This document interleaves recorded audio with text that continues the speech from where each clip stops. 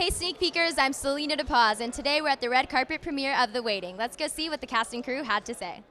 The Waiting looks like kind of a haunting film. What are some of your real life fears or phobias? Ooh, some of my real life fears or phobias. That is a great question.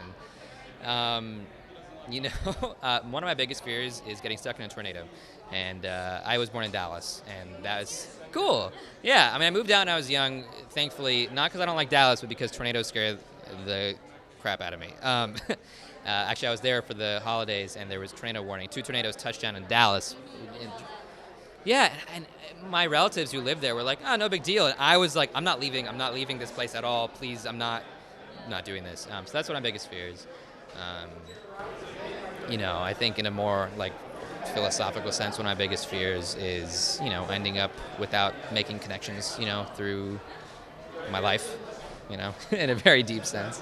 So speaking of connections, in this movie you got to work with James Caan, which is such an awesome actor. Are there any other actors in Hollywood that you hope to work with in the future or that you just aspire to be like? Goodness. Yeah, there's so many that I would love to work with. As an Indian American actor, it's super amazing to see people like Aziz Ansari and Mindy Kaling and Parvez China, and I can go on and on about so many of these people who are breaking the barriers for us. They're the people that I would absolutely love to work with. But there's so many, I'm a stand-up comedian as well, and there's so many stand-ups like Amy Schumer and Louis C.K., of course. But folks like Francesca Ramsey, who's on MTV. There's just so many people that I would love to work with. What can you tell us about your role in The Waiting? My role, I'm a cop sent to investigate some of the disturbances going on in the neighborhood, particularly at this one house that James Caan resides in. And in doing so, I uncover some things that are yet gruesome, yes, but undoubtedly we solve a crime in a sense, yeah.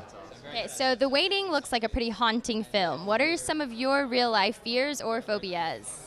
Wow, real life fears and phobias. I'm claustrophobic. I'm arachnophobic.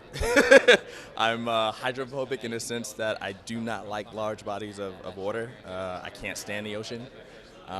Anything that has more power than I can muster, it's not my forte. But I've actually had to conquer a lot of those fears. Recently, I booked a project in which we had to do Navy SEAL training for 4 days, and Navy SEALs, we have to be in the water, and it tested me. But luckily, I had my co-workers, co-stars, the coaches there to kind of just get us through it. They beat us up, they broke us down. We got to breaking points in which we thought we'd never hit, but in the long run, it made us better people for the project and for ourselves personally in our lives.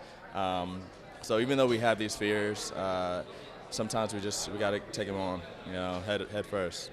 Yeah. So what can you tell us about the behind-the-scenes environment on set for The Waiting?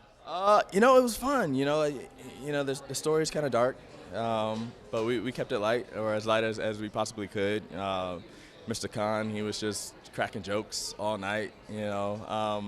It was a good working environment. It was a working environment in which we all had a very specific objective or goal, if you will, and I think we accomplished it. Awesome. What do you think was the most challenging thing of production during The Waiting? You know what? When you're working on a small film, inevitably the biggest challenge is always the number of shoot days that you have. You don't have a lot of time. I come from an art direction background on very large films. Sometimes shoot 70 or 80 days. Films like ours typically shoot in 20 days. So you can imagine, they're still feature-length films, but you can imagine how much faster you have to work when you have that many fewer days. So you guys play some pretty serious pranks on James Caan in this film. Have you guys played any pranks in your real life?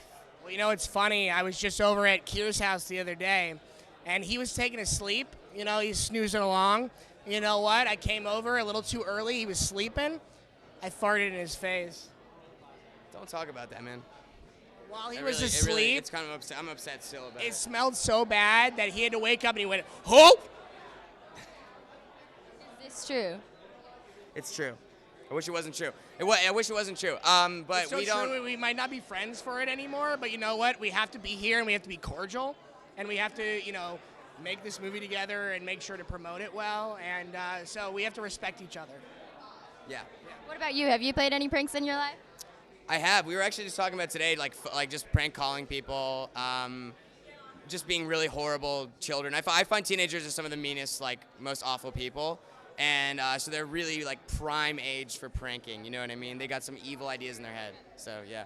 Okay. Is there anyone else in Hollywood that you guys aspire to be like or to work with in the future? I really just want to work with Carrot Top. I love what he's done in Vegas, and I wish to have a Vegas show quite like his. And I want to incorporate, Muppets, puppets, and drawings, children's drawings. And I hope to do that in the future. And if that happens, I will be forever grateful, and I can die happy. I just aspire to work with anybody that I haven't. I mean, I like when I get a new director or like a new actor or something like that that surprises me. So I don't know. Hopefully, just somebody will come along that's really awesome. And what can you tell us about the behind-the-scenes environment on set for The Waiting? We had so much goofing It around. was silly. Oh my God! A little silly for my taste. It was so crazy, I mean, we would be spoofing and goofing all the time. What? And there was so many things that we did. You know what? Like, Kier would, like, slap me all the time, and he would be like, if the take wasn't good enough, he would just hit me in the face and say, do better. Because he knows I'm a good actor, and he knows that I can do a good job. So if he hits me in the face, he knows that I'm doing a bad job. So I'm really happy to have him by my side. You're welcome. And I thank him every day for being in my life. I would say the on-set vibe was just very mellow, and we block shot the whole thing for the most part in our part, and so it was very easy and chill, and it was great. What advice would you give to young aspiring actors or just anyone trying to get into the film industry?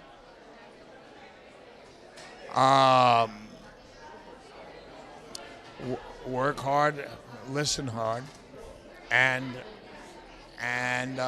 know when it's time to get away. Know when you don't think you have it. The other thing is to keep everything in order. Make sure that your family is first, and that your friends are second, and that your job is third. That doesn't mean you don't want to be the best, but you can't live your whole life. This business is so, 1 minute you're up there, the next minute you're down here. People who take it too serious wind up hurting themselves. We're not curing cancer with any of these movies. I can tell you that. Well, that's it from the stateside. Until next time, sneak peekers.